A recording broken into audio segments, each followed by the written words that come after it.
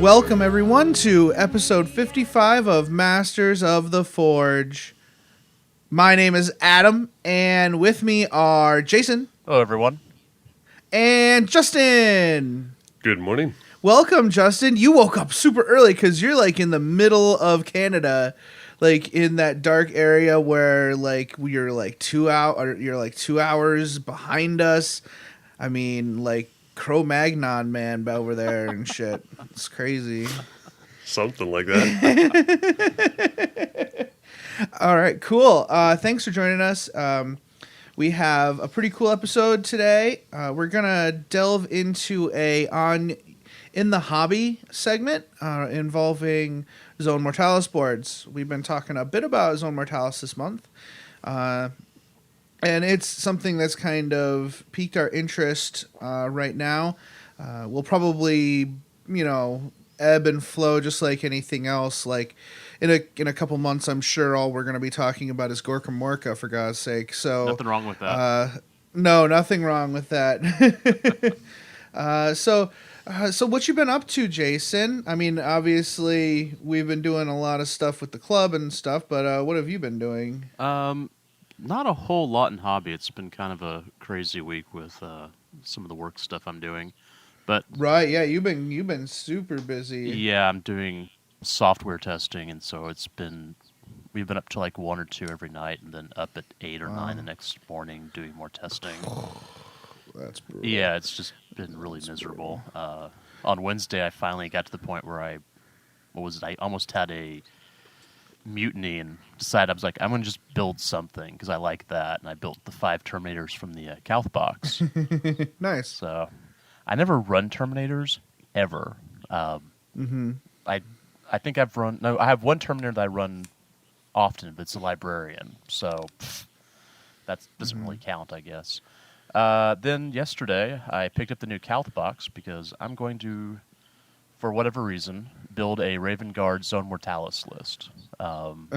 Something small that we can use in games, and so that whenever we do battle reports, it's not always the Blood Ravens. Have you did you do that because of? Did you choose the Raven Guard because of some of the games we've had recently, or do the rules for them in the actual 30K books appeal to you? They've got Infiltrate and Fleet, and I think having Infiltrate in a Zone Mortalis board could be a lot of fun. Yeah, that seems pretty good, right? That seems pretty cool. And one other thing is that I'm tired of painting red. I want to take a little break from it. Yeah. But okay. I've painted some black power armor on a Death Watch Space Marine that I did. And I really liked the technique that I had, and I want to make sure I keep it and kind of expand it. So I think going with Raven Guard would be the best choice. Okay. Well, that's cool. That's super cool. That sounds sweet. And one of the really cool things you can do with that is that you're talking about having the Cataphractii Terminators with the 30K list at least, you can have the Terminators with like a single Lightning Claw and the Combi Bolter. Oh, yeah. So then you can have your infiltrating guys go forward and then have the Vexilla so that they don't scatter within 6 inches. Because deep striking Terminators in Zone Mortalis is a blast. Literally. Well, I also have... Oh, God! I built up the Tylos Rubio kit bash, and he doesn't scatter either when he deep strikes. That's his special rule, is he just shows up and is ready to party. That's cool. Yep. He's kind of technically not deep striking. It's more like infiltrating super close. Yeah, without scatter. Without scatter, yeah. That's cool. That's cool. You did play some league games, right? Yeah. Do you want to just talk about the league? Yeah. Okay, so we're doing an escalation league. We're doing an escalation team league, which is really sweet. And I played 2 games on that the other night. The first game was... We did not plan on playing a 30K game, but we ended up doing that because the 4 of us played. My teammate was Jared, who was playing Alpha Legion. We played against Nick, who was playing Demons, and Brandon, who was playing Thousand Suns also. So did I have the foresight to team Brandon up with the Demons player? Okay, good. Well, that works out then. Yeah, it was really funny because we were basically all at about the same power level. Nick brought a Demon Prince, which that could be kind of scary, but he didn't bring the souped up Demon Prince, and he moved through cover, or he charged through cover to assault my assault squad, thinking that it was a 5-man squad, not a 10-man, and there was 2 flamers in there. Almost took him out with flamers, and then just beat him to death before he had a chance to swing back. So well, and let's be honest, Brandon is playing a Fire Raptor God. list that has some Thousand Suns in it. yeah, that is a Fire Raptor list that just happens to have Thousand Suns. You know what? He's doing pretty good with his painting and Yeah. stuff. Like, he's really working hard. Yeah. I'm proud of him. That's great. Yeah, and he's using the Cromlech Kopesh swords on his Yeah, sergeants. they look oh god, those look so freaking good. rad. Yeah, It's a little tough to tell the difference between the axes and the swords, but once you see it and like play with it for a couple turns, you're okay. Yeah.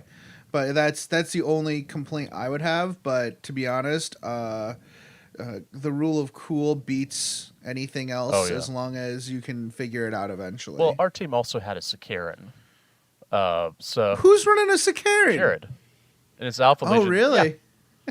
It fits just barely. His sneaky Sakaran. Yeah. And actually, the Sakaran shot down the Fire Raptor, which was hilarious. Nice. So it was a really close game. I don't know who won. I think it was a draw, or it was so close. Well, to a it draw. doesn't even matter, That was right? the We don't best even part. have any competitive scores Yeah. in the league, which was your suggestion. Yeah. And we talked in detail about the league last week, but I think folks are really liking the idea. Like, even though it's corny, I think people like getting stickers and putting them on the board next to their name. I think people like that. So I've used a different like kind of sticker every week. That way, there can't be any like weirdness. Although if folks wanna find out exactly where I bought my stickers and cheat, then go for it, because your life needs something in it that I can't provide. Go ahead and cheat. I doubt anybody would, though. Then I had one more game that was kind of a reckoning for one of my tournament games. The last tournament game I played was against Matt, and I had a bunch of Grav, and he had a bunch of Terminators. Well, in this game, I played against Matt and Josh, and I was teamed up with Travis, who had Chaos Space Marines, or he had a Chaos list of some sort. I know he had Cultists. And we played up against a Mechanicus list, so it was, what are those? The Rangers and some other stuff. And then the Cataphren Destroyers that have all that Grav. It's nice to see Travis in the club. We haven't seen him in a while. I haven't. I don't remember the last time I saw him. We had 16 people at the club night this Monday. That was insanity. That's almost as much as we had for the tournament. Yeah, that is nice. That is real nice. Well, all of the Grav just shot me right off the board. There was oh god, there was no way. I was like, I looked at the list and found out that the game was Purge, and then it was Hammer and Anvil, and I just kind of looked and went, "There's no way I'm going to live through this. This is."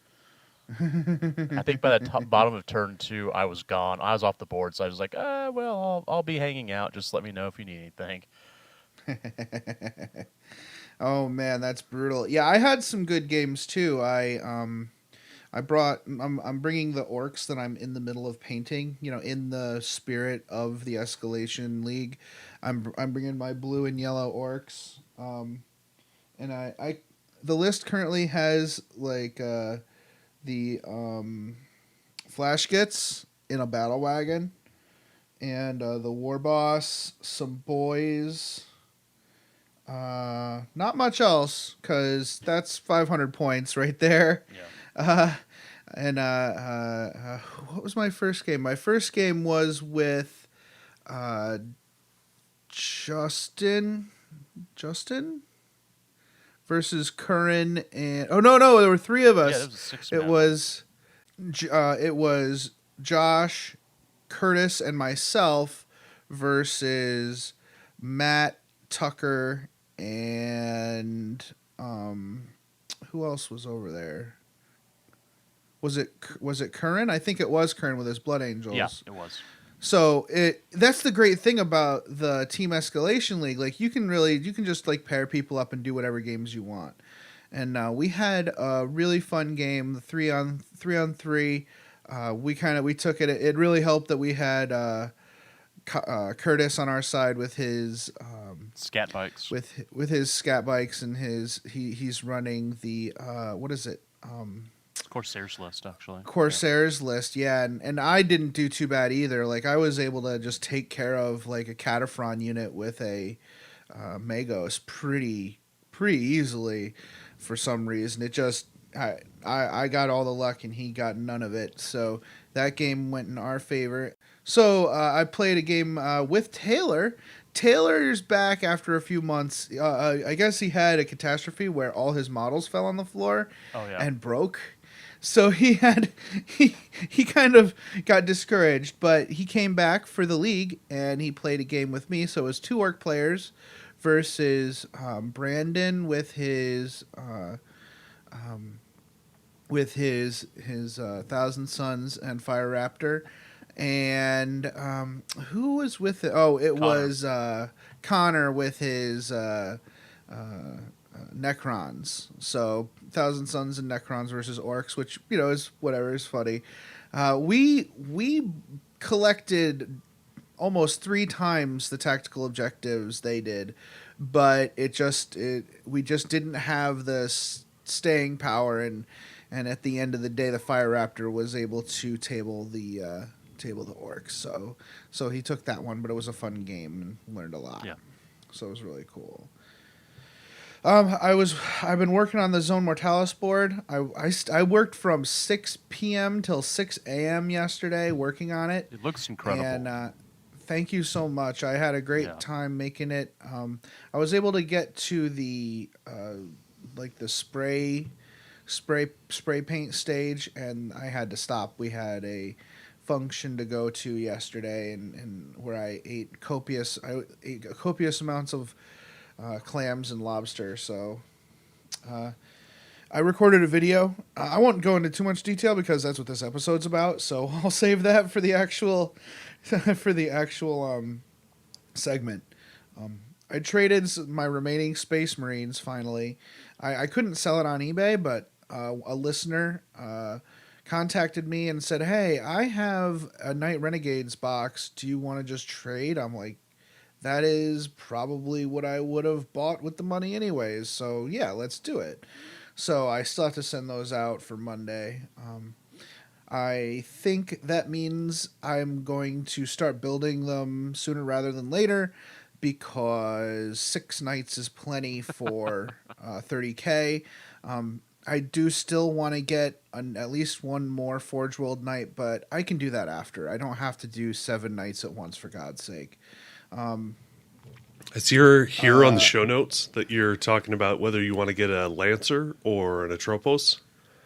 Yeah. I think I don't know whether I want to get a Lancer or an Atropos. I think there's pros and cons, and I'm like, well, maybe I should just get both because I can't decide. My vote is for the Atropos, because anytime you can shoot black holes at people, yes. Yeah, that's so true, and that'll help against a lot of things. It'll be a good anti-armor and a good anti monster thing. Oh, you're talking about rules wise. I'm just talking about how cool it is and from the fluff. Well, here's the thing, right? Yes, you're absolutely right. But at the same time, we have a semi-local tournament scene where our own. I don't play in our tournaments, but there are some tournaments going on in Manchester, Connecticut, and I feel like I want to be able to actually compete at that thing. So yeah, I am kind of thinking about the rules here now. the Knight Acheron, that was that was a purchase entirely fueled by cool factor. That thing is so awesome looking. I mean, you just look at the pose that they do in the Forge World store. It is rad as hell. I guess the Strength 7 AP or AP3 Flamer doesn't hurt. No, not but at whatever. It's got a freaking Strength D chain sword that it's like a Strength D chain fist. It's ridiculous. Anyways, I think other than the Crusader, there isn't a bad Knight variant out there yet. No, not really. And I'm actually, to be honest, I think I might be going with at least one Crusader. That's the one with the 2 melee weapons? No, that's the one with the 2 guns. Oh, no, okay. the Gallant is the one with the 2 weapons, and that one is awesome. Okay, I've heard people complain about it, but it's only 325 points. Well, that's the thing. I'm thinking about fielding 2 of them. Well, even if you cut down the points on that, so that in like a 1,500 point list, you can get one of the Forge World Knights in because they're more expensive. It's nice to be able to chop 50 points out of your list. And it's pretty single-minded in purpose. You know, there's no question about, do I shoot this turn or do I just run at the enemy? No, I run at the enemy. Plus, that's the great thing about it. There's no choice. Anytime you could pick put a up gun on it. somebody's rhino and throw it at them, come on. Yeah. No, and for only 325 points, that's amazing. And in zone and in 30K, that robot, I'm considering why not just make it a what is it, the troop's choice that has -1 ballistic skill and weapon skill? Yeah. And -1 to the shield. It's like, why not? Yeah. Why not? Because then you're forcing your opponent to shoot at that one. Well, sort of. They're probably going to be like, oh, it only got a 5-up cover save. And I'm like, oh, I'll just put it in some ruins or whatever, as it's running forward. So, yeah, I'm actually thinking of making 2 of those with the two of the extremes, two of the Gallant and 2 of the Warden. I think I might do that with my kits. The trick, trick with the one that's got the 2 guns, the Crusader, is that it just doesn't pump out enough firepower to justify that. I mean, you still need to get close with Knights to do something. Oh yeah, you still need to stomp stuff out, but it won't be there to kill other Knights. Or maybe hang on for that new the new Forge World Knight, the heavy fire support version one. I don't know if you've seen it, but it kind of looks like a giant contemptor. That thing looks amazing. Yeah, maybe that might be a good idea. That would be actually pretty cool. That would get the old BattleTech juices flowing. So I need to get my airbrush. I need to replace an airbrush part and get the Battle of Calth before I can get started in August. Because the Battle of Calth is going to go on the bases, like I said before. Heretic. I'm going to finally bite the bullet this week and pick up a Sharif Series 3000 Kalinsky Red Sable $1. I'm sick and tired of having crappy brushes. I don't know how people use crappy even $10 brushes and keep them nice. I don't understand it. I use the soap. I do the rolling technique. I do everything. I clean them in alcohol sometimes, and that gets them okay for a little while. And it's just nothing works. I'm done with trying to make it work. So I'm gonna buy an expensive brush. That was Shoshi Bauer's suggestion, and she's a super great character painter. So I'm gonna go ahead and pick one of those up and see if it works better for me. I have a special project coming up for Geekend.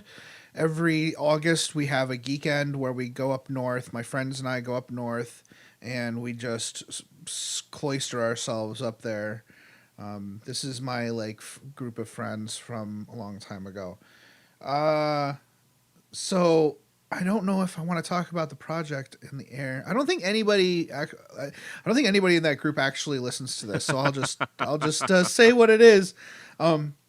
I am going to use my Hearst Arts molds to make a 3-dimensional game board for Hero Quest. And I'm going to paint all the Hero Quest models and have a fully painted, fully immersive Hero Quest game for us to play at Geekend. So that's going to be awesome. Yeah, it's going to be But cool. You're talking about the better, newer Silver Tower Hero Quest? No, I mean legit Hero Quest. Oh. I have an old Hero Quest box for us to play. It would be cool to do Silver Tower. I'm just not gonna spend money right now on. So I have a lot of projects lined up, and that is not on the radar at the moment. Fair enough. I heard it's a lot of fun. I heard from the podcast that I listened to that it's a lot of fun. It's a blast. It's probably the best board game I've ever played. Yeah, folks should check out your podcast. You guys are now on the Freebooters Network. We are on the Freebooters Network. So if folks don't, Freebooters, that's right. If folks haven't already taken our advice and signed up for that, you really should, because the It Will Not Die podcast is a delightful podcast to listen to. Speaking of that, what have you been up to, Justin? I have been painting Nurgle stuff for AOS. Which reminded me how much I love painting Nurgle. Just something about painting the skin. I don't know. I hate looking at the models once they're done, but I do love that they're quick and easy to do. I've been doing that, and then I've been doing Blood Bowl commission. Somebody here in Calgary contacted me to see if I would be willing to do a team up for him. He had about a week before the tournament that's happening this weekend, and so I worked on that for a bit, and then I've been looking into Blood Bowl because Games Workshop I noticed that you've been posting some stuff. Yeah, well, Games Workshop has announced that they're going to be re-releasing and that the rules aren't changing very much from what they are right now. I love the old Specialist games. Like, Specialist games were starting to phase out as I got into the hobby.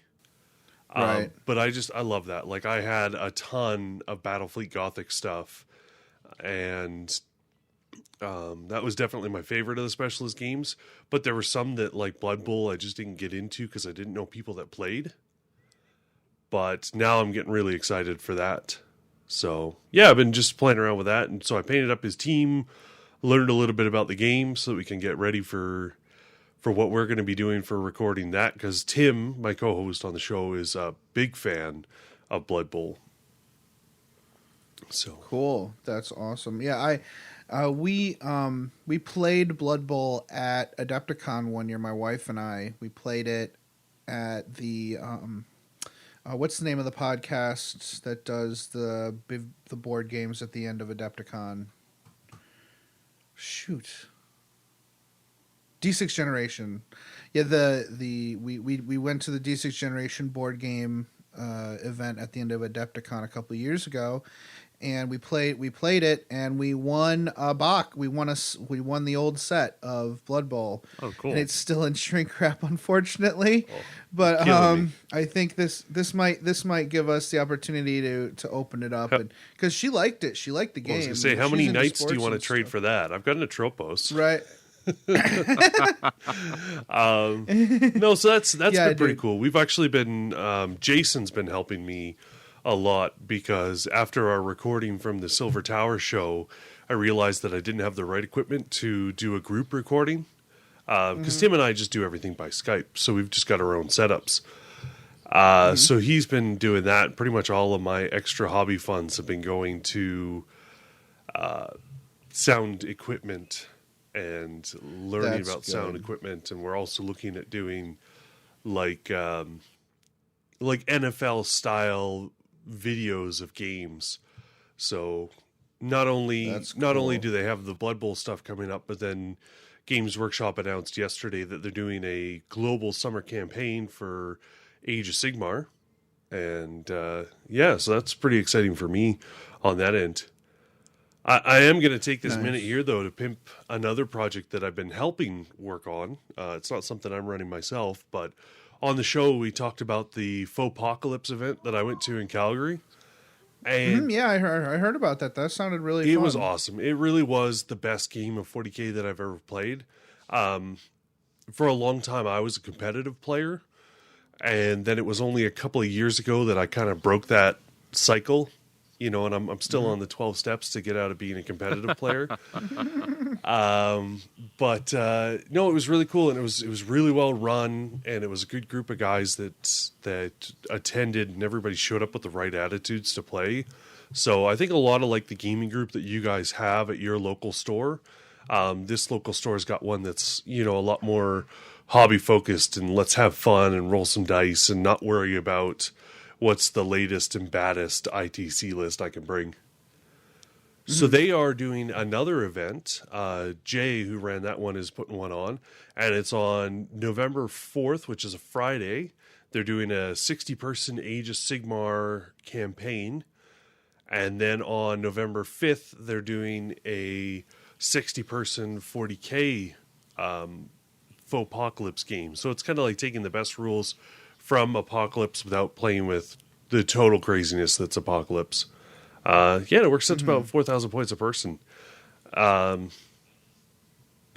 you want to come to Calgary and play some 40K and have a blast, talk to me, because we'll figure out some place for you to stay. Yeah, folks, anybody in Middle America, in the Middle Americas, be sure to check that out. Sounds like an awesome event. Sounds like an awesome time. Well, that was a pretty long intro, but I blame myself. I should just stop. I should just stop doing things. I should spend more time. I should spend more time doing things not related to the hobby. Apparently, unless you guys have something else to add, we'll take a break and come back after the messages. Greetings, mofos. Are you out of George Dickel number 8, staring at a broken chess machine? Don't want to spend the rest of the year tied to that couch? Well, why don't you head on over to the 1 Hour a Night Facebook page and see what exciting stuff is going on there. It's a place to post all your daily progress in the hobby grind, as well as receive and give positive feedback. Also, there are usually a few interesting challenges going on. That's right. All you have to do is search for 1 Hour a Night on Facebook. That's numeral 1 hour a night, all one word. Blood serum tests will be administered prior to approval. Se til helvete og kom dere vekk. Det ikke en bikkje, det en slags ting. Den imiterer en bikkje, men det ikke det. Kom dere vekk, idioter! What he said. Hey, Masters of the Forge listeners, are you looking to expand your Warhammer 40,000 gaming group? Do you want to start a 40K club in your area? Do you want the people you attract to be like-minded mofos? Do you want to advertise your YouTube channel? Or even attract more subscribers to your hobby blog or online community? Then what better way than to advertise on the Masters of the Forge podcast?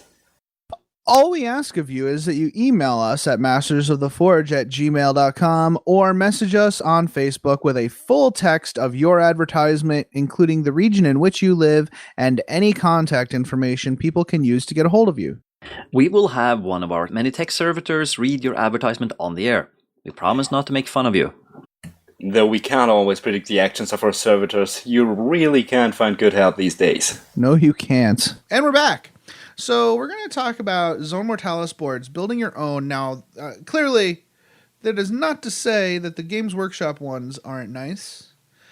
It's not to say that they are not worth the money you pay for them. However, some of us do not roll that deep. We just don't roll that deep. Sometimes you have to make a choice. Do I buy a model for my army, or do I buy one board of Zone Mortalis for 2 feet by 2 feet, or whatever it is? And a lot of us can't make that choice.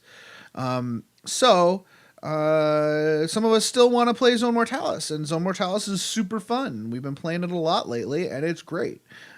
So we're going to talk about building your own, the different methods people use to build their own, and that's part of why we had Justin on this week, because he's done it a few times, and he has used different materials than us, and he's got. Would you have a couple Zone Mortalis boards under your belt, Justin?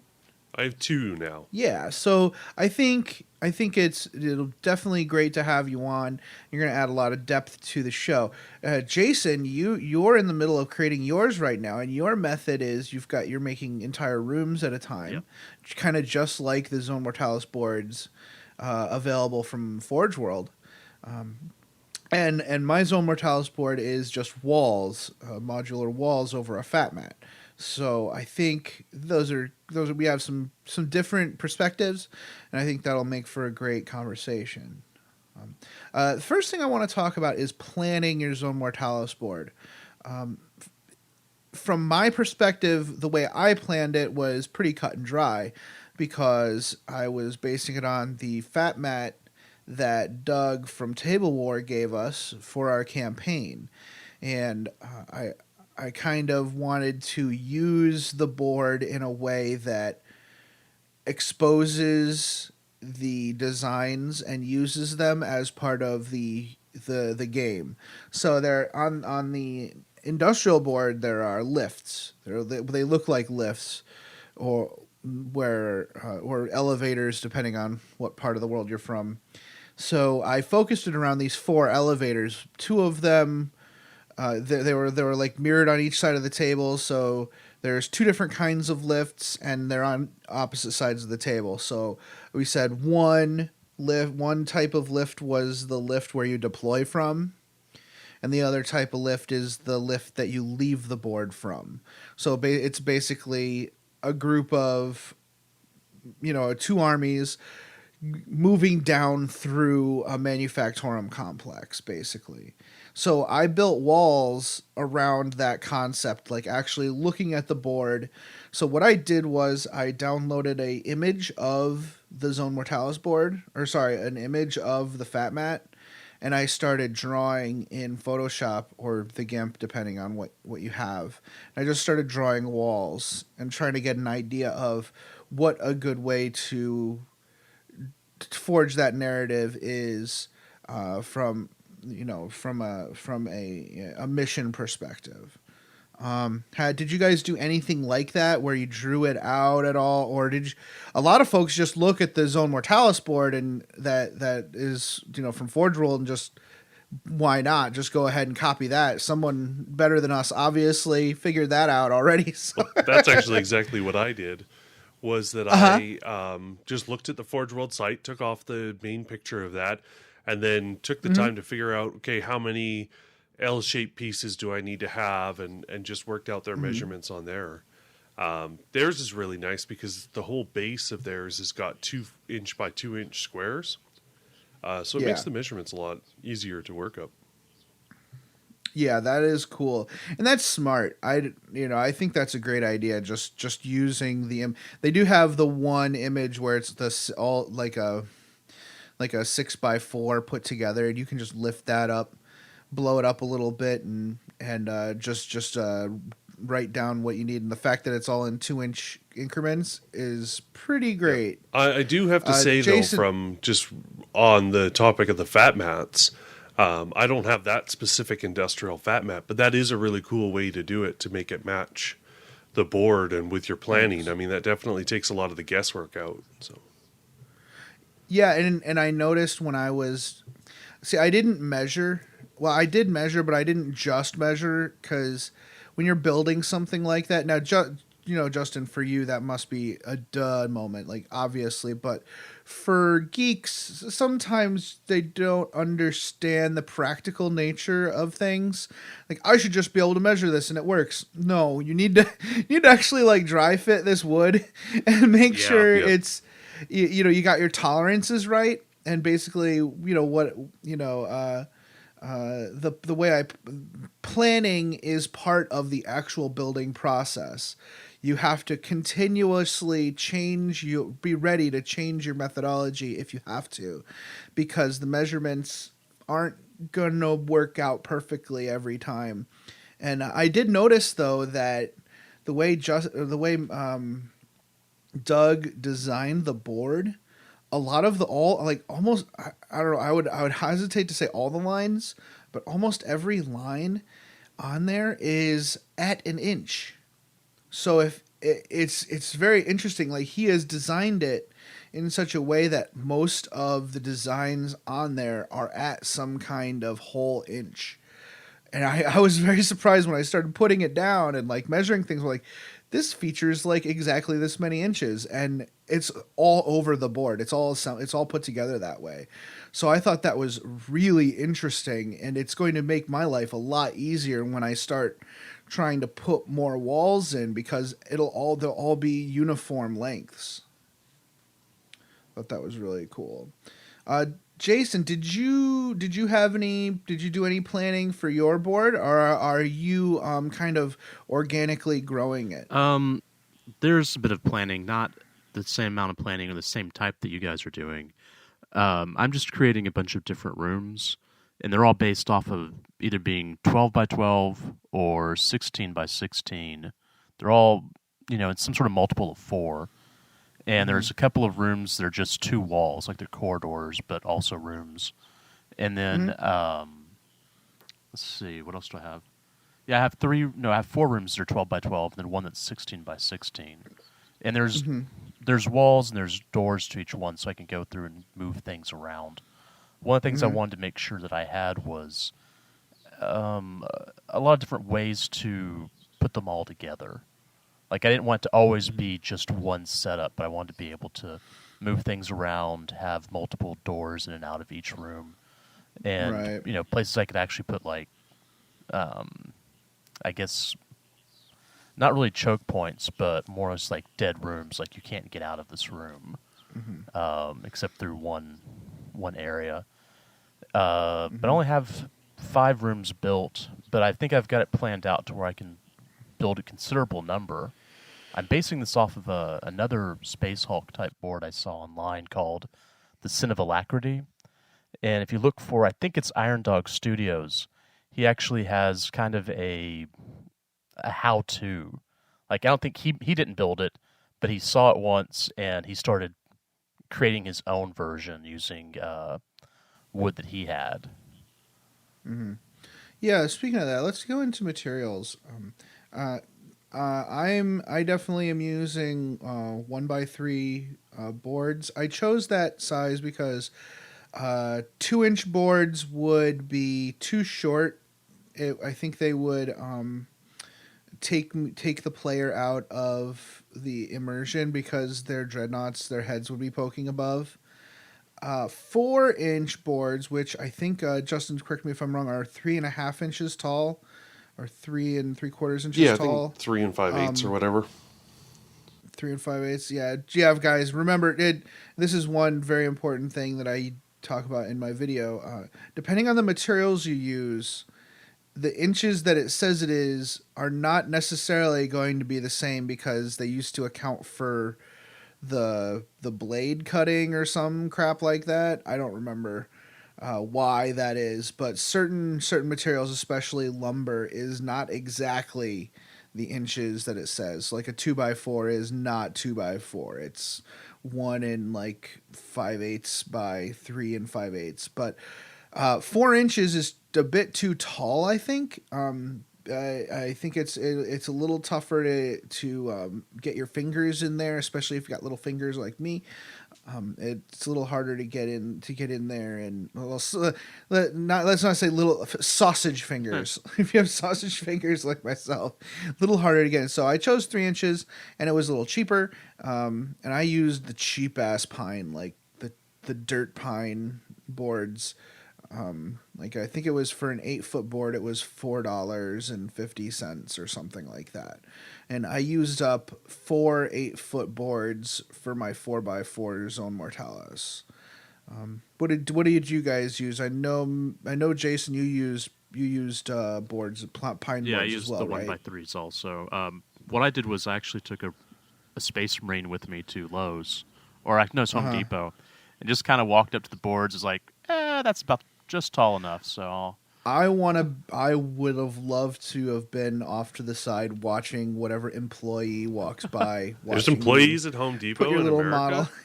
Because, at least the Home Depot's here. Yeah. Hello, sir. I need a cut, please. Hello? disappears. Is this thing on? Hello? Click, click. Yeah. I need a cut. Up, sir. Can I have a cut? one of the considerations for it that I took in was I talked to somebody who had a Zone Mortalis table, the actual Forge World one, and they told me that the walls are 2 5/8 inches tall, which is about the height of a 1x3 on the 3-inch side. Okay. So that was something that I just Okay. tried to bear in mind when I did the first one. I really tried to stick with the design of the because if it ain't broke, why fix it, right? Why figure out all of these floor Right. plans Yeah. and stuff like that? Right. So that was, for me, that was a consideration there. I used insulation foam for both sets for the walls.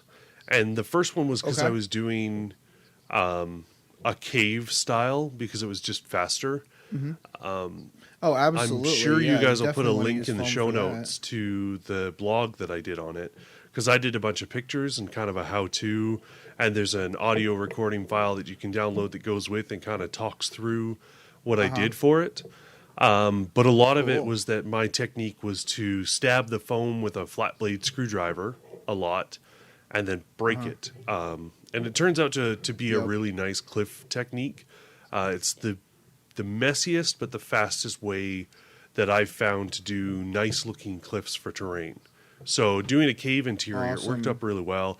You get lots of texture to dry brush, which helps out. On the shipboard cool. Zone Mortalis that I did the walls out of foam, and I won't do that again because all of my cuts were off. And so the walls didn't line up perfectly or anything like that. And then I saw the work that you guys were doing with the Right. lumber. And I was like, okay, well, 1x3s wouldn't be bad. They'll be a little bit more stable and have some weight to them, which is nice because you don't want the walls flopping all around the board. Right. No, and the fact that it's already a uniform width to start with saves you so much time. The only difference is it'll be really heavy to carry. I think that's the big. I mean, we can't. That will be the big drawback with the lumber is it'll be pretty heavy, especially in comparison to foam. Yeah. But I think it'll last up a lot better. Yeah, I think you're probably right. It'll last a while. I mean, as with any homemade terrain, you're gonna have to do repairs. Like last night, we already have a repair on the new Zone Mortalis board, and it's just a nature of the beast. When you're adhering to wood, I don't care what adhesive you're using, you're gonna have some kind of issue with it. We'll talk more about that in a little bit. I want to finish up our discussion on the For sure. materials here. For decoration, actually, before we get to decoration, I want to ask you guys. I know you both use some interesting materials for the floors. For me, it was the fat mat, so I didn't have to think about that. But for you guys have some texture on your floors. I used an MDF 1/8-inch board, but then I took granny grates. I think is what they're called. They're for not crochet, some sort of sewing thing. I don't know what it is. Sorry. Yeah, if you go to Michael's, not Hobby Lobby because they're the devil. If you go to Michael's or Walmart, you should be able to find it in the crafts. They're department. like 11 by 13 sheets. I think they're Yeah, that they're granny like grading 79 is cents. nice because it's fairly reasonably priced. oh It's yeah. handy stuff. Did you put the granny grading on the 2x4 or on the foot by foot board and then put the walls on top of it, or did you put the walls on and then cut the granny grading for the empty I did the space? walls first and then put the granny grading down. The nice thing is Okay. because it's supposed to be, supposed to be a spaceship, you can go through and take those extra strips, just, fill it in. It looks like maybe repair work or maybe access to, a lower level in the room or whatever. Okay. For me, I would be like, oh, I gotta cut this. It's cut little strips. But now that I think about it, I think like I could fill the square, like the big square in the room with it, and cut the little pieces, and then the seam. What would be great for that? The strips of plasticard. Yeah. You could put a strip of plasticard over it, and it looks like like just if anywhere where you have a seam between rooms, you have like a kick plate or something. Yeah, that's. So yeah, that works great. Yeah, that's a great idea. And I glued it down with hot glue. But Uh-huh. sometimes that gets a little hot. Of course, it's hot glue, and it will melt the granny grating. But the thing is, this is supposed to be a space Hulk, so in those areas, I would either do some sort of corrosion or rust. Or there was one board for fun. I just started painting it all kind of a glowing green, just because I thought it'd be a little more amusing. Nice. Justin, and you use the granny grating as well? No, I didn't. On Okay. the first board that is the Cave Network one, I just use a piece of half-inch insulation foam and marked out 2x2 grids, and then like you take a knife and you just make like a light line in and a pencil, and it makes a nice little square look for it. Because the guy that I made it for ended up using it for Dungeons and Dragons as well. Right. Oh, cool. Yeah, and it won't be too intrusive either if you It's do it not bad. lightly, and you do a little bit of dry brush over it. Well, it should and I be used some fine. texture paint on that. For the second one, I went to Lowe's here and picked up a plastic light diffuser. It's like the stuff that you see in the fluorescent lights that's got all the weird shapes on it. Oh yeah. This one that I picked I up, remember you talking about that. Is from the company. I just pulled it up on their website.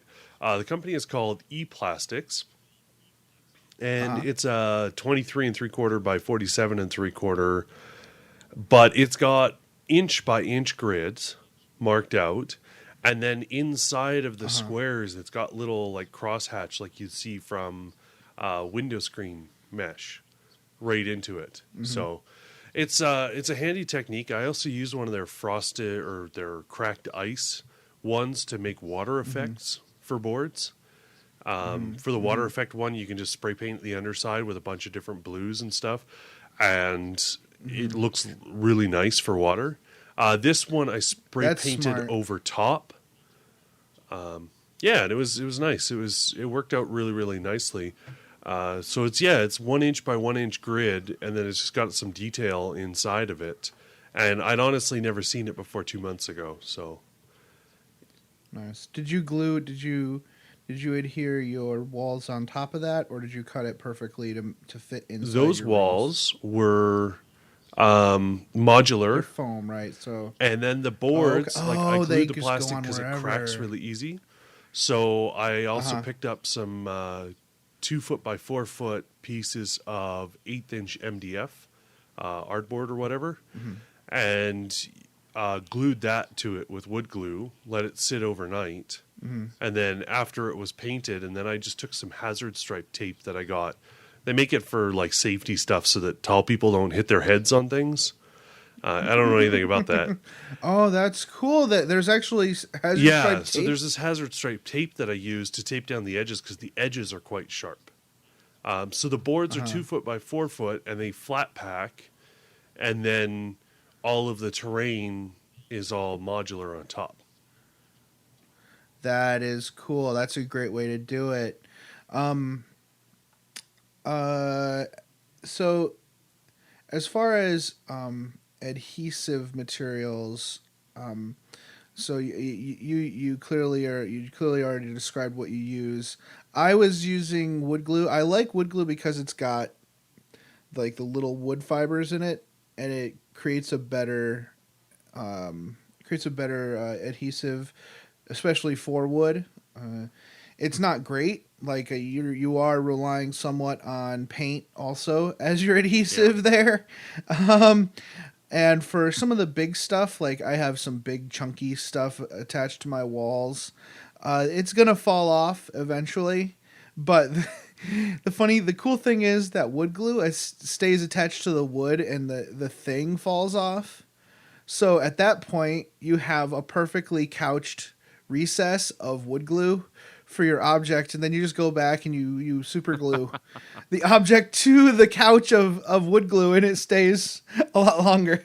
So that's kind of what I'm expecting to happen with my Zone Mortalis board, is just over time stuff falling off and then having to just super glue the bit back onto the wood glue. Well, I used wood glue and hot glue gun. Hot glue, right. That was really about it. people like us who do this kind of hobby work do not have the patience for a 24-hour epoxy. No, Let's just be I don't. honest, guys. Let's be honest with ourselves. And I am too sloppy to use 5-minute epoxy. Okay. But Phrasing. So other materials, for my board, I bought like seven of the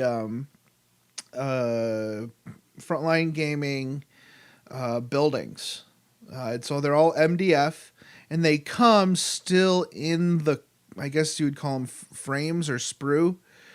It's like wood sprue, and I popped them all out a few nights ago, and I took all that flash or sprue or whatever the hell you call it, and I used that for the designs on my walls to give them texture.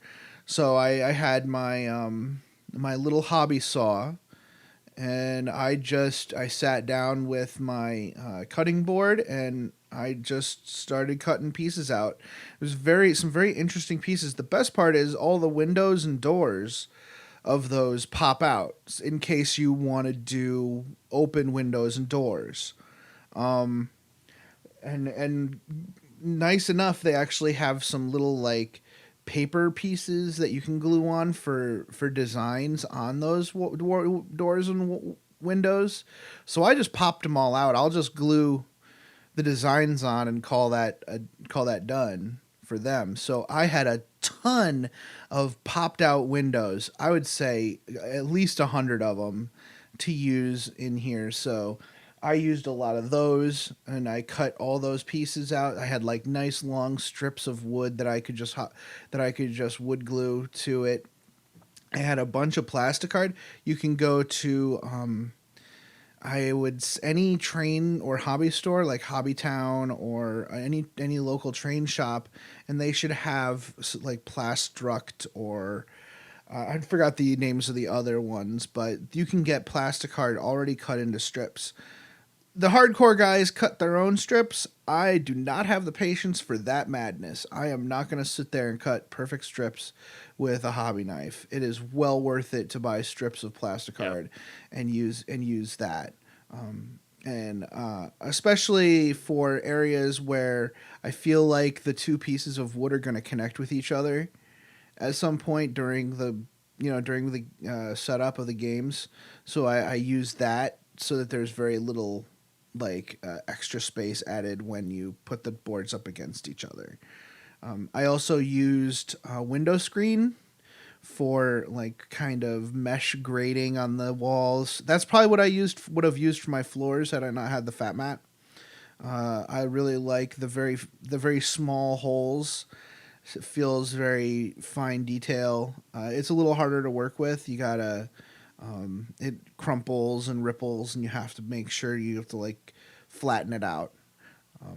So I use that, and then I think what really helps to add authenticity to something like this that's scratch built and can look a little it can look scratch built. It doesn't really look as highly detailed as a Zone Mortalis board. Obviously, we can't hope to compete with the Forge World sculptors. So what I did was I grabbed my vehicle's bits box and I started just gluing bits to it. Like I've got some turrets and some of the street lamps from the GW kits that we never ever actually add to the buildings. All kinds of stuff. I had some benches that were in my came with one of my orc vehicles from Cromlech, and I added that there. So there's like one wall where it has a bench on the wall with a little street lamp over it. So you know if your models want to take a rest, they can sit there and read the newspaper or something.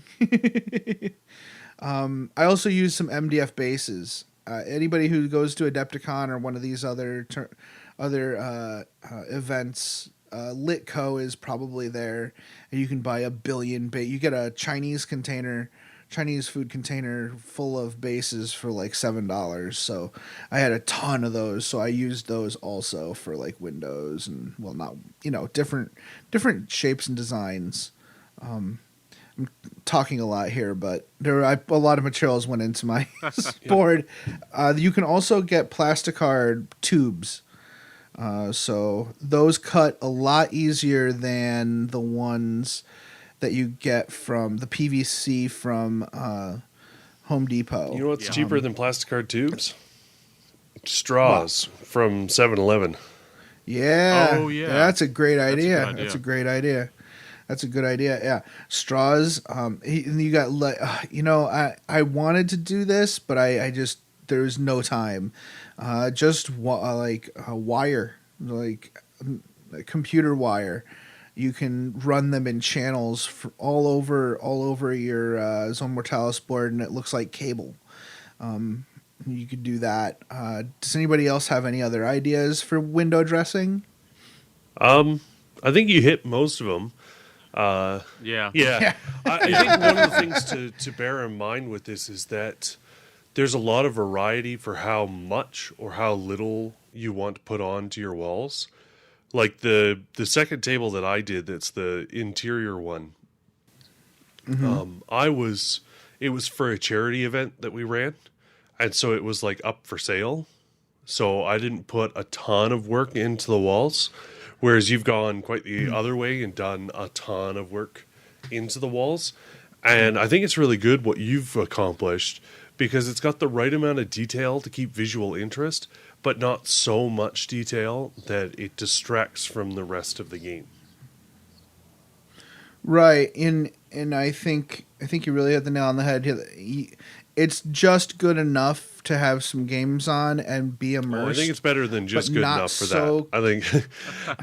Thanks. I think the other technique that I would consider is that I remember way back on an independent characters episode, they were talking about I can't remember the name of the ship, but one of the guys made a ship Death for of a Integrity D3 event, and he talked about casting like details to put onto the walls, and then building the walls out of other material, and then just kind of gluing this stuff that's cast onto it. So if you've got a lot of walls That's that are the smart. same size and the same dimensions, then that could be something, and then you could put the work into designing 2 or 3 or 4 different walls and look into resin casting something to glue onto the exterior of the wood. If you were looking for... Right, just as long as you're not casting the actual Zone Mortalis board, I think I'm totally diggity down with that. Good luck casting the Zone Especially- Mortalis board. Right. I really like that idea, because in a spaceship, most things are going to be manufactured in a mass manufactured. They're not sitting there cutting pieces to exactly length or whatever. I mean, they are, but for the most part, it's I need wall section G37 Tango, and you are okay. We're gonna get you a wall section G37 Tango. Everything is probably mass produced. Like 90% of a spaceship is probably pieces come from somewhere else and it's assembled. I think that modular tables... Oh, carry on. So it's interesting that you mentioned the ICs episode, because that's the Sin of Alacrity board, and that's what I'm basing mine off of. Oh, okay. Because I had actually heard of it from the independent characters, but I never could find anything online, and then I just happened to do a word search on Google a few months ago and managed to find it. But I didn't know they had done an entire episode, but I know they talked about it a few times in various episodes. Yeah, it wasn't that they did an entire episode, but just they had one of the guests on, the guy who did the board, and they were talking. He talked a little bit about the work that went into designing and building the table, and his is really cool because it's before Zone Mortalis ever came out. Yeah. He put his together, and it's a really cool narrative piece for a Starship interior. Yeah, that was what I was looking at doing, is having something that could be used for Zone Mortalis, but I really wanted that kind of Space Hulk feel. I think we've already talked about Depth Integrity, every episode for the past month, but and I apologize again. But it was one of those books I read when I first started into this hobby, and it kind of just stuck with me.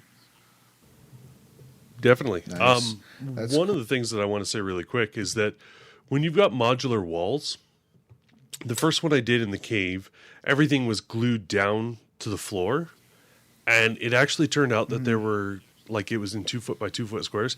It turned out that there were ways to set up the table where like half of the table was useless, where it couldn't interact with the other half of the table. I think having modular walls does have an advantage. Doing a project like Jason is doing with his foot by foot, he can take the time and make each room individual, which is really exciting. I mean, that's definitely a benefit there. But even looking at your design here on Facebook, Adam, you could set up, if you had 2 of these industrial fat mats, you could actually just set up a normal gaming table and have the rooms be a little bit bigger or different line of sight. Throw in a couple cranes, and all of a sudden you've got a AdMech forge, that somebody's battling over. Yeah, this is it hadn't occurred to me how good it would be for the mixed 40K / Zone Mortalis type board, but I think you're right. Like, and it can be any shape I want it to be, right? It could be a quarter of the board. It could be all along 1 foot on one side of the board. It doesn't matter. I could have a part of the game be Zone Mortalis very easily with this system. I think that'll be a lot of fun. So, thanks a lot. I was just looking here for something that Jason shared with me a few days ago, and I hope maybe you can help me out, Jason. Someone actually on the 10th of June actually also shared a blog post on using a fat map for Zone Mortalis. Yeah. Do you remember what it was called? Like what the blog was called? No, I don't. I was I know it was an Australian blog, and it was one of the Horse Heresy podcasts from Australia. Okay, so why don't we'll also include a link to that because they did a pretty good job. I think they used Plasticard though, right? Or they cut MDF. Their walls are a lot thinner.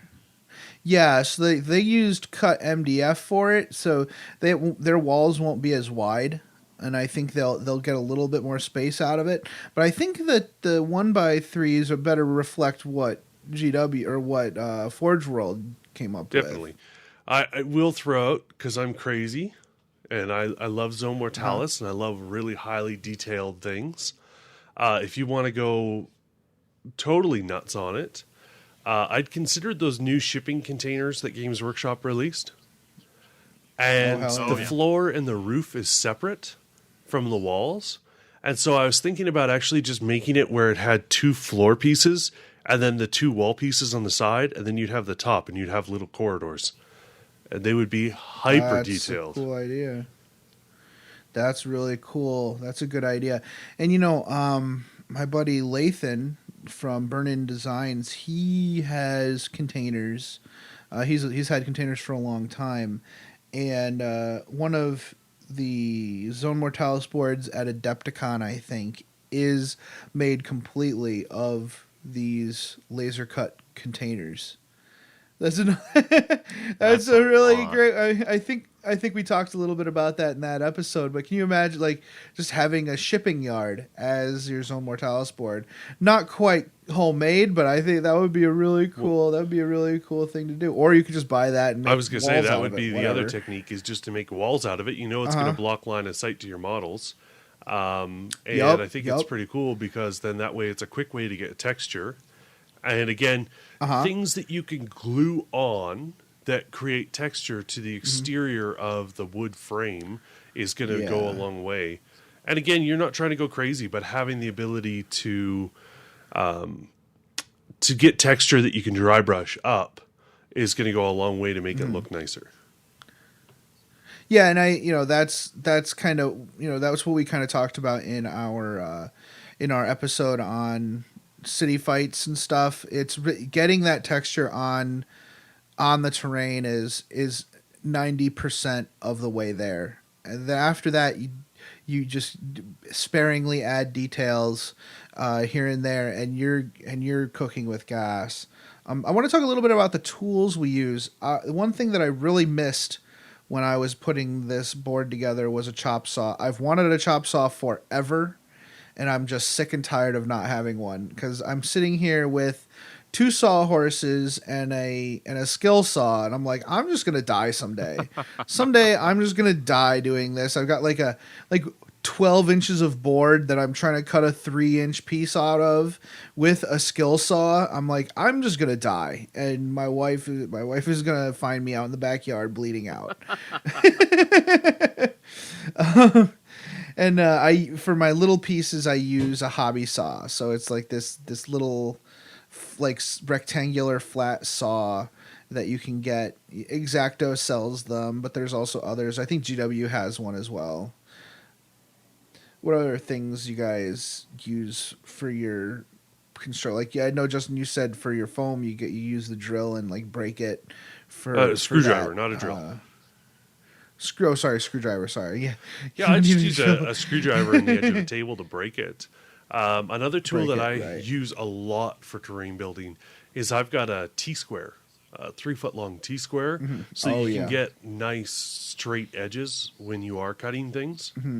That's nice. And chop saws go a long way when you're working with lumber. Oh God, yeah. And I lost my little. I have a little orange angle that I use it's got like a little lip on it, so you can use it as a T, not as a T, so you can use it as a angle, and I couldn't find it. Where is it? So what I had to do was I actually took some pieces of the scrap MDF, and I actually built a T-square out of it, because I needed it to put all my details on the walls, because they have to, it kind of has to be straight. Cool. Clamps are also really handy if you're doing lots of things that you're gluing together. Getting little clamps to hold things together in the shape you want to also goes a long way. So nice. Here's another cool material that I hadn't considered until I went looking for that blog you were talking about. I remember seeing it because it was from the Eye of Horus podcast, which is actually my favorite podcast to listen to, but that's just because the sexy Australian voices. But they, in the link there, somebody made some like widgets, they're called. It's just like a pack where it's got like 3 doors and a bunch of grates and security cameras and stuff like that. I can't figure out what website these widgets are from, but there's it says options CNC like widgets. Yeah, but those are things that are like burnt out to just be little details to add rather than designing the whole board. Yeah, so my son has decided to come help me podcast. Rock and roll, man. But, and that's, tools are, otherwise the really important normal terrain building tools, good knives, straight edges and stuff like that so you don't cut yourself, go a long way. Nice. If you're spray painting, I highly recommend the masks you can get with the chemical filters, the VOC filters, to make sure that you don't kill all of your brain cells. Yeah, even if you're outside. So yeah, let's get into painting. Rattle cans. Yeah. I think start with rattle cans. Get my Zone Mortalis board, the 4 feet of wood Zone Mortalis. I needed. You probably can't. You have to pick your rattle can wisely if you're using foam. That's for sure. But for the wood, I went through 3 cans of black for the base. And I don't even have floors. So if you have floors, I would assume you're going to go through at least 4 cans of black first, or brown, or whatever your base is. Then I went in with the wall colors, which from Mechanicus, I decided to go with red. And I kind of touched on areas that were not like mechanical with the red, like the walls that were just walls. And then I took the brown and I kind of faded from the floor up. and use that. Oh, before the red, I did spray everything with zenithal like silver, and then I used that silver to kind of do touch ups throughout the thing if red got somewhere, and that's kind of that makes it just serviceable. After that, I'll go in and paint and whatever. One tip I think I haven't done it yet, but I'm pretty sure it'll make it a lot nicer. Is I'm gonna paint the tops of the walls black. That way it gives the impression that it's a cutaway. Yeah. And it'll give a nice clean edge to all the walls, and it'll make it clearer when you're playing on the board. I think that helps to have something that defines it. Still, I think even the way you've got it works really well. One of the things to remember about paint with the lumber is that if you are using spray cans, try to get something that's like a primer filler or one of the ones that says that it's like 2 times coverage. Because the wood will soak up the paint a lot more than plastic will. So don't use your expensive $20 can spray paints. No. I picked up some styrofoam safe spray paint from Michael's for like $10 a can. So it was double what I would pay for anything else. But it was nice to be able to spray paint the foam sections that I did. I learned Oh, it's better than sitting there with a goddamn roller brush. I learned a couple of tricks here. The first one is that it was safe for the pink foam. It was not safe for the blue foam. And considering I was just using scraps from all of my stuff, I had half and half. No. Luckily, it kind of looks like Nurgle took over part of the ship, and so that's okay there. Oh. But I definitely had some melted foam. Good thing I was doing it outside. That's funny. Yeah, I was. I was actually going to reiterate. Even if you're going to paint outside, wear your mask. I had my mask on the whole time because PPE, because I don't like being dead, and I'm spraying it, and I'm spraying. And when I was done, I was like, "This is great. I'd love some fresh air." And so I walked a little bit away, and I took my mask off, and I'm like, "Oh." I'm pretty sure every bug in this backyard is probably dead. Sure, right you now. burned a new hole in the ozone with that much spray. One quick reminder is that spray cans get cold after prolonged use. So if you do need to wear a glove, wear a glove. Yeah, and my arms all day were wrecked from spraying. Like, it must be the weird position your hand is in, and your index finger. You probably uses a lot more muscles than you think. And I'm just I literally sprayed for an hour and a half straight. So my hand was a claw by the end of it. I couldn't be a Bering Sea fisherman because I'd get like fisherman's claw in like an hour. And it was brutal. It was super brutal. And my blacks, don't empty one can of black. You can switch it out. That's what I did. You switch out, go from can to can as it gets cold. Yeah. Switch it out to another can, and that helps a little bit. I primed all of mine flat black. I picked up, I think, a couple of these craft primers from Lowe's for I think 79 cents each. And it's cheap, but it's just like, well, there's just the primer, and I knew the wood would soak up a lot of it. Then over that, I don't have a place I can do a lot of spray painting, but I have a 1.5 inch wide terrain brush, the old G-Dub brushes, and so I just dry brushed my base coat onto there. And if it's dry brushing, so you're not going to get a lot of even coverage if you don't want. And so I was able to paint a lot of area very quickly, which... Yeah, Justin, you guys were talking about using a large, like 3-inch brush. Oh, yeah, all the time. Just like dry brush that sucker on. Yeah. I think you did the right thing. I think the two ways that I kind of look at it is that you can either dry brush to get the texture, or you can do the spray cans and get kind of the zenithal look.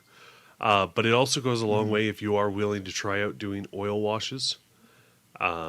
You can do for very, very cheap and very little effort, you can do a lot. And when you're talking about the interior of a starship, unless you're doing something that's Tau or maybe Eldar, it's not going to look very clean. So go ahead and just slap that brown on there, and you're going to get a really nice look to it. Yeah, there are a few points where when I was spray painting and I touched some of the paint, the red paint or whatever, and I lifted some of the paint off. I didn't really feel so bad because I knew I could just later on I could add the some weathering. It's not a big deal. Yeah. One big note about the Zone Mortalis boards and terrain in general. You may not think you need a clear coat because it's not a model. I don't have to worry. I don't care about getting it rubbed a little bit. It really starts to look shabby after a while, and you really should. It's going to get a lot of friction. Unlike a model, this terrain is going to get touched by lots of people, and it's going to see a lot of friction. So I highly recommend just getting some Krylon flat, which has a bit of a patina to it, but it's good enough. Get some Krylon flat paint or flat clear coat, spray. Give it a very liberal application of that stuff. But one of the really important things to do is to start by flipping it over and spraying the bottom, especially if you have paint on the bottom, because that will rub off if you have it on any kind of table cover, or like the fat mat, or even your very nice kitchen or dining room table. Definitely want to get a clear coat on that so that the paint doesn't rub off when you place it on the table. Yeah. And that's the tip I have for that. If the rest of the painting is just the same painting tips everyone has for painting anything. I must say that the games we've had on our table have been immersive and fun. Justin, you guys, have you felt wanting at all in having your custom boards, or is everybody kind of grateful just to have some kind of Zone Mortalis Well, I think it's board? really nice to have the opportunity to break up normal 40K because Zone Mortalis plays so different. Like, Terminators aren't all that great in normal 40K, but all of a sudden they come into a realm of their own in Zone Mortalis. Yeah. And especially even things like, because I play a lot of 30K, Contemptor Dreadnoughts are scary in Zone Mortalis. Especially when like crack grenades don't even hurt them. Oh. So you're kind of hoping that Right. one guy with the power fist. In 40K you don't see a lot of people taking power fists on their sergeants, whereas if you're like getting into Zone Mortalis, you're like, yeah, I want that power fist on my sergeant. Like, so That's cool. We're having a lot of fun. Like last night, we had a game. We decided when dreadnoughts explode, it should probably be +1 strength.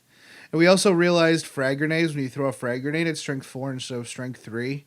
There's some very interesting things. My Meganobs were freaking heroes that last night. Like, yes, Meganobs, do your thing. So wait, you were giving the frag It was a grenade really strength fun 4 and shred?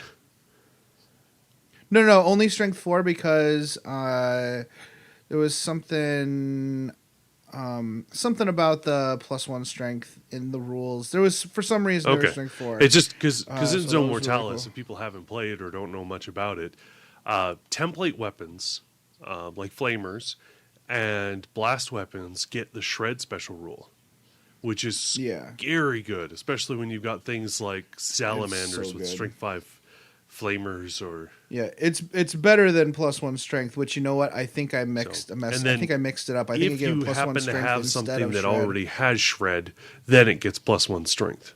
So Right. That's But, what I I mean, screwed up.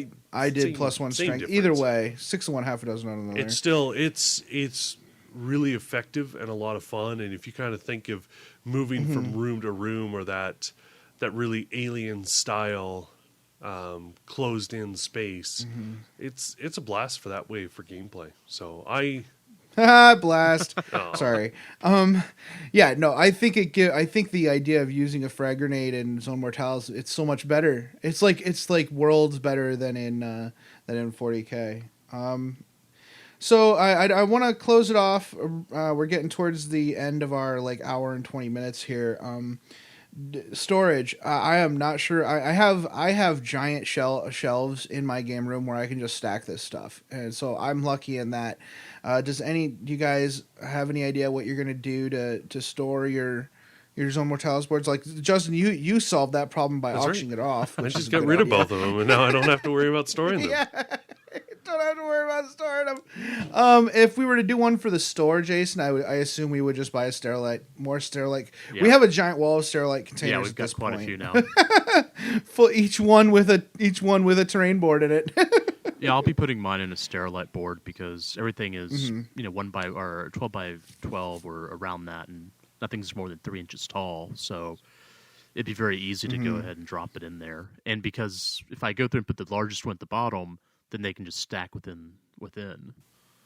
So I would definitely consider for your board, Jason, go to the container. I think there's a container store nearby, at least within driving distance, because you want one where you can go 2 wide yeah, and like 3 deep without having to tip it over on its side or Right. whatever. You want one that'll actually fit 2 feet of board wide and maybe 3 or 4 long, and then stack them on top of each other, or else it's just not worth yeah. Well, it. I'm wanting to build a hangar room or like a hangar deck, so I can actually use some sort of narrative of, hey, here's a flight deck, run to here to get out of here, or this is where you come in. Right. I think that would be fun. Right. Oh, I'm really excited about that. We're going to be able to do that with the Fat Mat and the Zone Mortalis board. That's going to be Cough, cough, awesome. nod, nod. I can't- Wink, wink. You might want to look into that plastic stuff that I use for the floor, because Tim and I actually got talking about that. I'm going to be making little landing pads for a game where I'm just going to cut them into little octagons that'll fit a Valkyrie, kind of like the size of the Sky Shield landing Sky pad, Shield. which is what that number 2 on the Nice. industrial Fat Mat looks to be about the size of a Sky Shield. But doing something like that, or even just having some different texture or a big hangar room will go a long way. So, Well, what's funny is I found some of those granny grates are actually circular, and they're about 10 inches in diameter, I think, or 9. oh, So I perfect. think that'd be kind of a perfect. Yeah, that'd be just perfect to land a Storm Raven or whatever on there. Actually, it's funny. I mean, I didn't go into Joanne Fabrics with a flyer. I think that would have been a bit much. I can walk in with the Space Marine in my pocket, no big deal. But walking in with like a Knight or or one of the other flyers people would probably stare. All right, cool.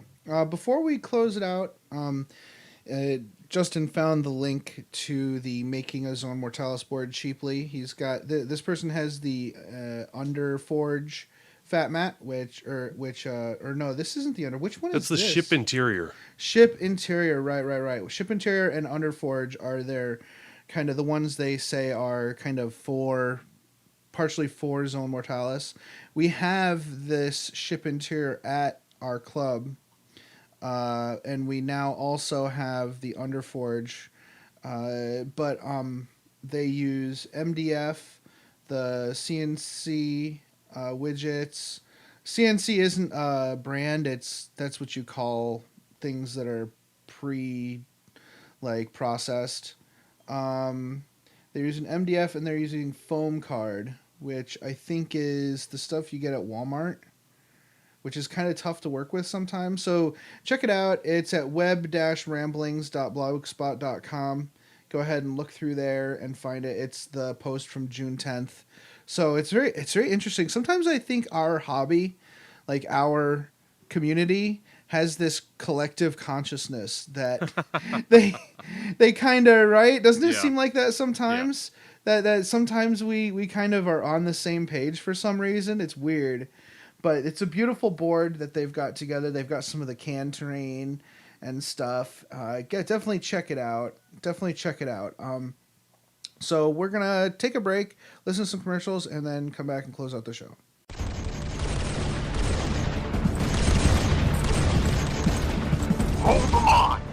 NGC 40K, where the story meets the table. Join the hosts at Pete's Bar as they explore the craft behind the models, the story behind the scenarios, and the camaraderie behind the game. Listen to the podcast and join in the discussion at ngc40k.com.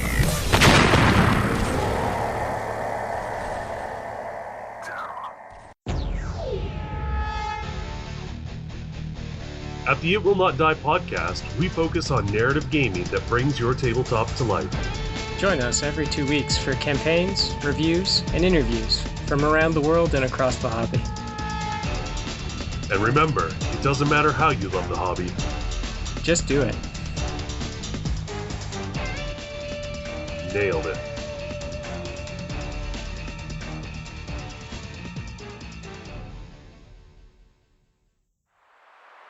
Transmission incoming from the Adeptus Terra podcast.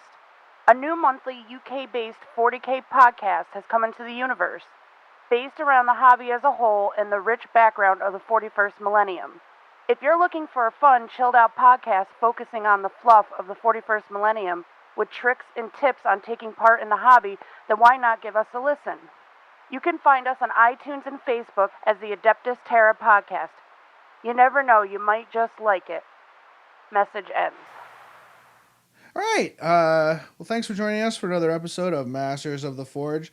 Justin, thank you so much for joining us. Do you have anything to add to the discussion or anything like that? Anything you want to plug that you guys are doing? Not a lot. Check us out on the Freebooters Network. There's a lot of good podcasts out there, and things like the Mantic podcast, which is directly from Mantic Games. So if you're into Kings of War or something like that, or interested in what they're doing, it's really nice to hear directly from those guys what's going on. So there's lots of good shows, and even the ICs pop on there for one of their new Unbound episodes. So yeah, that is really good. I was really pleased to listen to that because something I've been thinking about getting into is Netrunner, and Kieran from my buddy from England, he said he plays Netrunner and loves it, and it seems like a really fun game, and it was good to hear the background and the gameplay about that, and I'm looking forward to hearing more from them in the future about different games that they play. It's kind of their way of doing the Lords and Heroes podcast, but like for all games, not just it's fantasy, one of the things I really like about being part of the Freebooters Network is that these aren't just, you know, whoever wanted to be a part of it. Like, you've got to be invited, and I know you guys have been invited to join, and hopefully we'll see some awesome stuff from you guys soon on there. But it's really cool that Terrace is taking the time to make sure that all of the podcasts that are on there are the right podcasts for the attitude that he wants. So it's nice to have that kind of suggestion even for me, because I don't have time to listen to people who don't like their hobby and all they want to do is complain about it. That's right. Some people seem to love it. So, you know, I mean, if they didn't love it, Bowls wouldn't exist. But Zing. It's so weird how isn't it weird how some people, like, they're so mad at GW and they're so upset about the game, but they still engage in the community. Well, the weird thing is go on with your life. Like, are you the same kind of person that stalks his girlfriend after she dumps him? Like, no, leave, go somewhere else, enjoy something else. Stop bothering us. Well, you know, as I've said, you know, our catchphrase at the end of our show is, it doesn't matter how you love the hobby, just do it. And it's really true. Like, if you do what you want to do that you love, and if you don't love the hobby, then find another one. And I don't mean like get out and go, you know, if you don't like it, get the,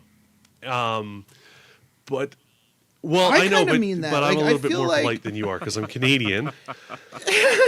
You're Canadian, right? I'm sorry. But, you know, one of the things to consider with that is just you find the hobby that you do like. If it's RC cars or if it's War Machine, I mean, you know, if you're really into competitive games, then why are you playing Games Workshop games? Like, seriously, if you want to play a competitive game where it's fair and balanced and the company really cares about competitive games, Kings of War is War rad. Machine is amazing for that. I mean, you've got a game where that's what the company does. So, and they just got rid I of know. pre-measuring, which means it's even more competitive because you're not relying on some fake skill of being able to guess how far away something is. Like that's a great game. it's find the hobby that excites you for what you like. I mean, so for me, those are 30K and 40K and Age of Sigmar. But, not everybody agrees with those three. So, but yeah, no, that's just kind of my final Right? thoughts. And it's okay if you I'd don't, try right? out Zone Mortalis, even if it's doing something like grabbing a bunch of extra tanks from all the people in your club, or taking all of the buildings that you guys have got at your club or your store and putting them all onto the table and making sure that you've got really tight corridors. That's kind of the feel, and you still take the restrictions of that gameplay.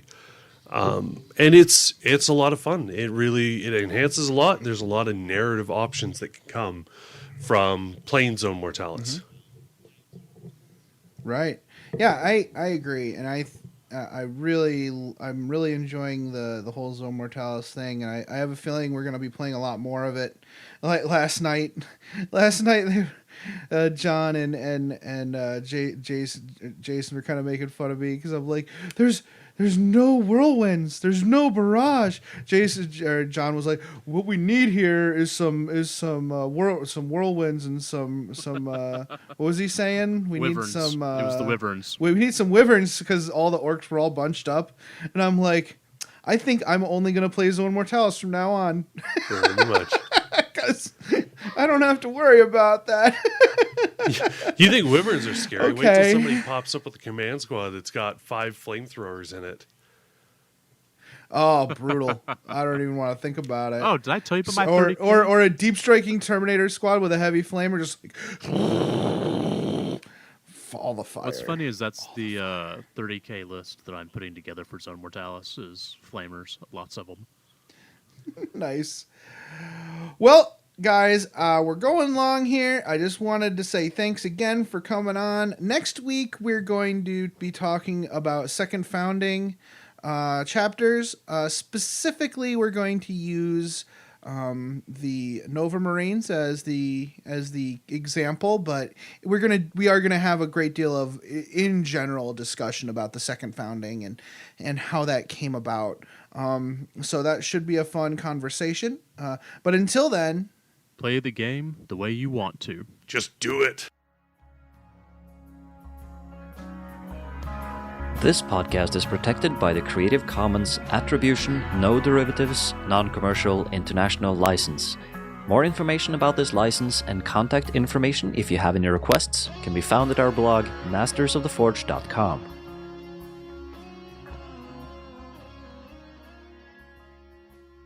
it's such a good feeling to play games your way. It's such a happy feeling 40K'ing away. And when you throw dice with story in mind, it's such a wonderful way to unwind. It's a good feeling, a very good feeling, the feeling you know that we'll be back when the fortnight's new, and we'll have new ideas for you, and you'll have things you'll want to talk about. We will too.